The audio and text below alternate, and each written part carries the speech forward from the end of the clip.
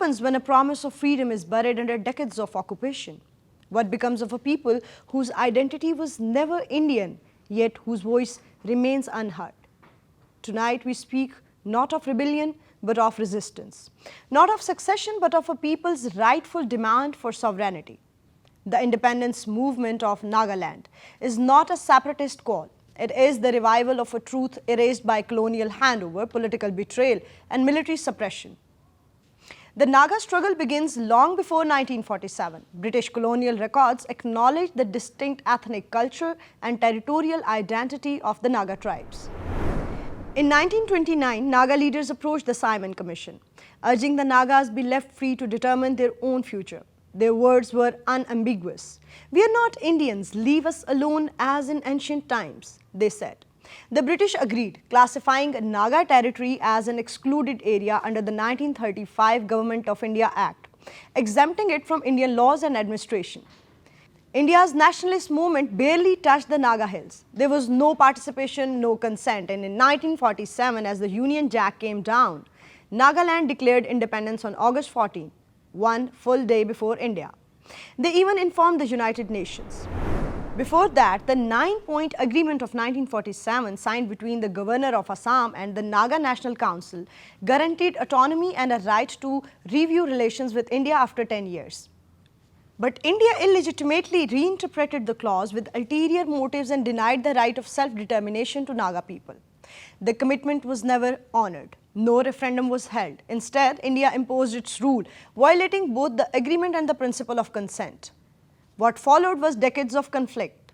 In 1951, a Naga-led plebiscite saw 99% of the population vote for complete independence. India dismissed it. By 1956, the movement had gone underground. Naga leaders formed the federal government of Nagaland and took up arms.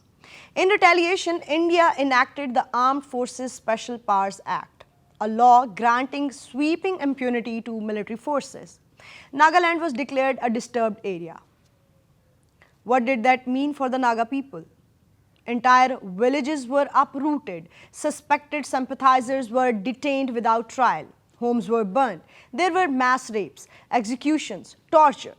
One village in Tiesang documented atrocities from 1954 to 1964 in what they call a martyr's diary. Even leaked police manuals from the time acknowledged the brutality. This wasn't law enforcement, it was occupation. Yet the resistance lived on, not in hatred, but in hope. Hope that the world would remember that Nagaland was never legally part of India and never agreed to be. Let us turn now to law.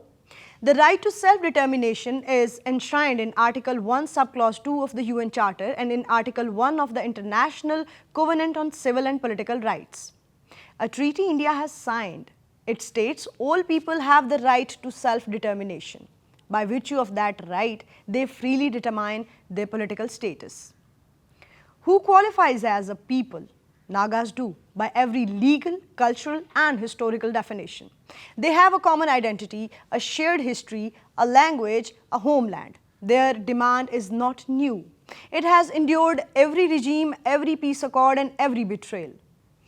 The 9-point agreement signed just before independence was in effect a bilateral contract between India and the Naga National Council. When India refused to honor it and unilaterally annexed the land, it breached not just faith but international norms. Under modern international law, this qualifies as denial of self-determination and opens the door for what legal scholars call remedial succession, when a state fails to represent or protect a people and instead subjugates them, those people are justified in seeking independence. But this isn't just about broken agreements. Post-1947, Nagaland has remained one of the most militarized and underdeveloped regions in India. It suffers high unemployment, poor infrastructure, and negligible investment. According to latest figures, youth unemployment stands at over 27%, among the highest in India. The state depends on central grants. Its economy is stifled, its culture is neglected, its autonomy is illusionary. Worse, even recent peace efforts have stalled. The Framework Agreement of 2015 between the Indian government and the NSCN promised a political solution, yet nearly a decade later, no permanent settlement has emerged. Delhi refuses to discuss a separate constitution or flag. Talks drag on, trust fades. This isn't peace, it's paralysis. India claims Nagaland as an integral part, but when were the Nagas ever asked? When was their referendum held? When did they agree to merge? The truth is, they never did. Same is the story of Indian allegedly occupied Kashmir and other Indian occupied regions. And globally, the world has seen this before. East Timor, a small territory occupied by Indonesia in 1975 despite declaring independence after Portuguese withdrawal. The UN intervened. In 1999, a referendum was held. The people voted overwhelmingly to separate. In 2002, East Timor became a sovereign nation. The world recognizes their right. If Timor and Sudan deserved independence, why not Nagaland? Why must one people's freedom be labeled legitimate and others treason? The Naga struggle is not born of terrorism. It is not manufactured. It is the result of decades of exclusion, deception, and denial. It is a movement led by tribes who preserved their identity against colonialism and now against forced union. It is not violence they seek, it is recognition, justice, dignity. So the question is, how much longer will the world look away? How many decades must pass before a people who never chose to join a country are allowed to leave it? How long before the right of self-determination becomes more than just words? Nagaland has waited, it has bled, it has hoped. Now it demands what it always deserved, freedom. This is Amara Farad Baloch and you are watching Nexus Bulletin.